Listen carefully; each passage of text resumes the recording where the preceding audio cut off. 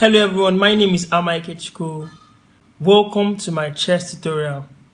In this particular video, I'll be showing you how to use the queen on the chessboard. The queen is the most mobile and powerful piece on the chessboard. She combines the movement of the rook with that of the bishop and the pawns. In other words, on any turn, she can move like a bishop or a rook. Examples are shown in the diagram on the screen now. Like with length, the bishop can move diagonally. So let's say the queen is standing here, so it can move and occupy these squares.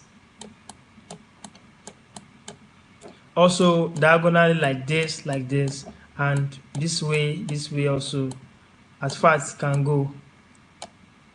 The queen can also move like the rook.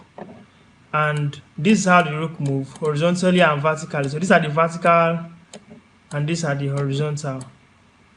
So it means the queen is very powerful. Fine. How does the queen capture? Now the queen can capture in this manner. It's currently now where it is standing, on the position it is standing. It cannot capture directly a piece, but you can move it to a square where it can target a piece next in the next move. So this queen can come to this particular f6 square to capture the pawn on f7.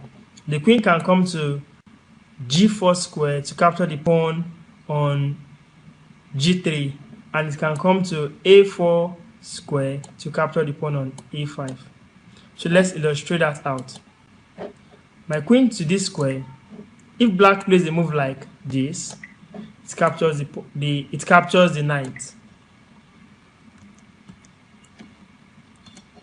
My queen to g4 square, if black decides to play a move like this, it captures the bishop. So the queen on a4 square, once the black moves, can capture the pawn on e5. Thank you for watching today's video. I believe you've learned how the queen can move and capture on the chessboard. If you've enjoyed the video you watched, please subscribe to this channel, like the video and share to friends. Have a wonderful day.